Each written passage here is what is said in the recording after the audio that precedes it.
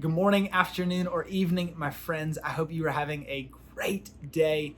I miss you guys, and I cannot wait to see you again in person very soon. But as we continue along with our discipleship journey for this week, I want to remind you of the first 2 days that we have been a part of this week. The first was to walk, to get outside, to enjoy nature, to take note of your breath, to become aware of the ways that God is working in the moment. On Tuesday, we talked about writing, about actually pulling out a journal and writing down things that you're grateful for, writing down your prayers like Psalms did. And today we're going to take everything a step further, and I'd like to invite you to read. Because if you remember, we've had this conversation before, that there are stories that you can align your life with. And typically, the stories that you continually buy into, the stories that you continually fill your mind with, are the stories that are going to shape the way that you read the world.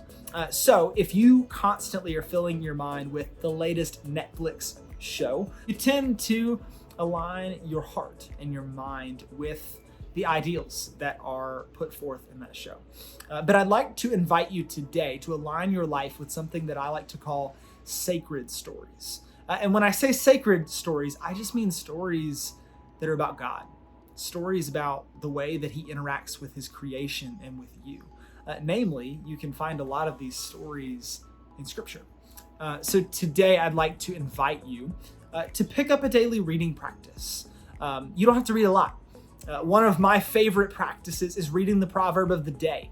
Many months of the year, there are 31 days. So conveniently, there are 31 chapters also in Proverbs. So you have the opportunity to read a whole chapter of the Bible and to pick up so much wisdom in it. So another one of my favorite ways that you can align your heart with these sacred stories is to read the Gospels, the story of Jesus, because the Gospels are all about God stepping into the world. And I'd like to read just a piece of one of those Gospels for you today.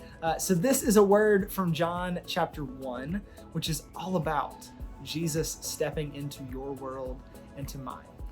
In the beginning was the Word, and the Word was with God, and the Word was God. He was in the beginning with God. All things came into being through Him, and without Him, not one thing came into being. What has come into being in Him was life, and the life was the light of all people. The light shines in the darkness, and the darkness has not overcome it.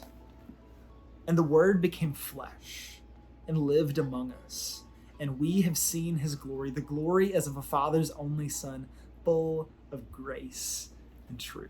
So, hey, I pray that you align your life with these kinds of stories.